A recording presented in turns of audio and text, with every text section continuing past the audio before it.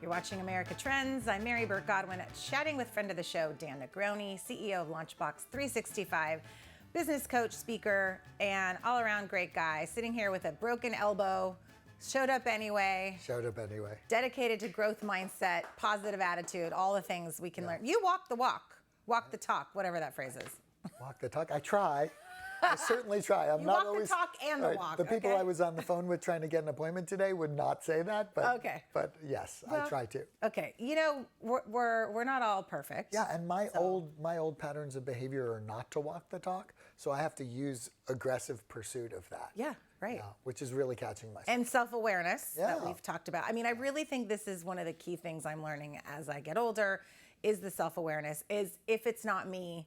Well, always look and seek to say, what can I change? Because who's the only person you can change in the world? Right. Yourself and your own actions. Right. So you got to change your own actions. I'm having these conversations with my daughters currently. They're teenagers, but they totally complain about things at the dance studio or whatever. And I said, guess what? We can't change your choreographer or your teacher or your fellow dancers. So how do you want to show up? And that's a hard concept, but I'd rather learn it as a teenager than now when I'm 50. I love that you're teaching that. And I think I've taught that to my children. And when I see them adopting that, not only am I super proud, but I'm like, wow, where'd you get those mad skills? You know? I mean, but it's you have to be aggressively pursuing them. Yeah. Right? Because I don't think youth is sometimes you think you know it all. And so sometimes it's hard to get in there and really be self-aware. Obviously, age brings wisdom. Yes. Most of the time. Most of the time, yes. Okay, so let's talk about, speaking of wisdom, we talked about a lot of leadership skills, and one buzzword that comes up, it's not listed under the leadership skill, but I think it comes up all the time with it, is authenticity. Yeah. And I feel like the word gets a little bit overused. It's a little bit kind of, oh gosh, when I hear people talk about, we just want to be authentic, it gets a little nauseating, to be honest. I think authenticity is one of the cardinal rules of trust. Mm-hmm. In order to get people to trust, which is to believe you have their back, they have to believe you. And they have to believe you're real and that you have their back. Which is interesting. Authenticity is critical. I was talking earlier on the show about, Tucker Carlson being fired. Oh, yeah. And also Don Lemon. And both of them were in positions where their audiences, I know. We call it a hostage swap? What do we call it, Jared? Anyway. It was a trade for sure. Yeah, exactly. But, their audiences no longer trusted them, because here's Tucker saying one thing on air and then saying something in his text messages, and then Don Lemon's coming out being, I'm inclusive, and then not really. Right, acting a certain way. So he lost his trust factor with the audiences, and they're not going to tune in anymore. So they're not being authentic. Yeah. Well, there are audience members that are willing to overlook that.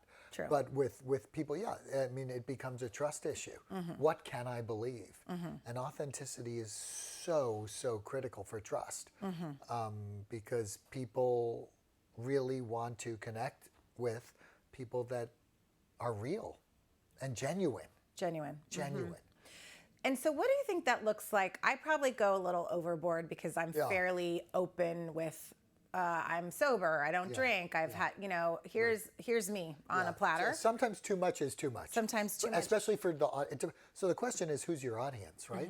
Because the audience is always the hero of any story or connection you're going to make. Mm-hmm. So it's your job to figure out what's in it for them. We've talked about that on the show before. Yeah. And so you got to figure out what's in it for them. And then when they see you authentically trying to meet them where they are, that's where the trust binds and where you really see authenticity. And it's harder for someone like a Tucker Carlson or a Don Lemon, where they are talking to many, many people with all different views. So how do you meet each individual where they are? It's kind of like a boss. Your 10 employees that work for you or report to you. So it's personal. So, yes, it's personal. And that is the thing we talk about a lot of times on the show with some marketing experts and digital marketing people, is how brands show up. To meet the person exactly where they are. Yes, and to showcase what they represent on a level that maybe they don't try to reach all the masses. They say, hey, we are inclusive of transgender, or we're not, depending on what it is. Yeah. And they're going to reach the people that they're going to reach in a closer, more real way. Yeah, and the brand, again, it goes back to self. The brand really has to understand their self, their mission, their vision, their why. like Yes. Simon said. You know, what's their contribution and what's the impact they want to create in the world? And I think as a person, that's how we create trust with others. But we have to understand, too much for one person is not enough for another, right? So Dan can be Dan, right, out there with some people, and they can absorb it. And then other people, you really need to sit back and just pace yourself. So, and I think we just showed this quote when we were talking, but it's not about what you do, it's about showing who you are. And also walking the talk. Yeah. And you know, I'll use my sober example with my daughters. It's, I want to be able to say, hey, there's a life without drinking, because teenage drinking is a big thing. Sure. So for me as a mom, I thought, I want to be able to say, you don't need this, and I was walking the talk. That must be really hard for you, because in a certain way, drinking is a rite of passage to at least experiment with it, to make their own decision, right? Right. So that's a big challenge as a mom, and respect. I'm not a big drinker either. Yeah. Well, it's an interesting, we could talk for hours about the teenage drinking situation and the parenting that goes into it. It's a daily. Yeah. Yeah, it makes my head explode. The important part is you're being real, and you're sharing in a way that shares your experience. Yeah. And you've almost asked permission. You've said, hey, here's what I believe. Here's what I'd like you to believe while you live under my roof. Right. And I know you're going to make your own choices, but hey, I am a walking example of what it looks like to not. You're going to make your own choices, and I'm here for you regardless. But anyway, and then you show them the picture of the flat out drunk throwing up all over themselves. When I was 15, yeah. Oh, for them. You could be this or this. You this. Which one do you want to choose? Right. But I guess going into a work scenario, it is if there's a boss that's preaching, open door policy and all these things, but then their door is closed. There's a big article about that. That's a big challenge, is leaders that really stink it up, right? They don't walk the walk, like you said.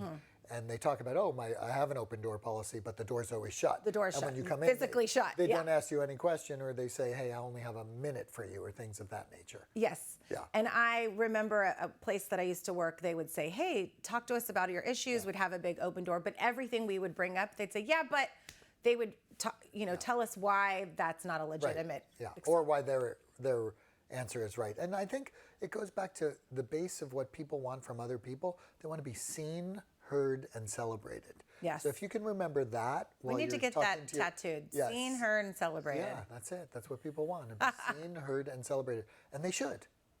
They should. And we should also be able to give direct feedback, authentic feedback, non-harmful feedback. And then going to self-awareness, which is the part of not taking it personally and not getting defensive, just taking a moment to say, okay, I heard you say that. In my mind, I'll be like, I don't do that. Don't take things personally is one of the top 4 agreements that this philosopher, South American philosopher. That was the 4 agreements. Yeah, the 4 agreements, yeah. Don't take things personally. It's really important. Because I'm mostly learning that what happens, the comments about the other person, it's not about you. Right. It's about they were triggered. It's about their nonsense.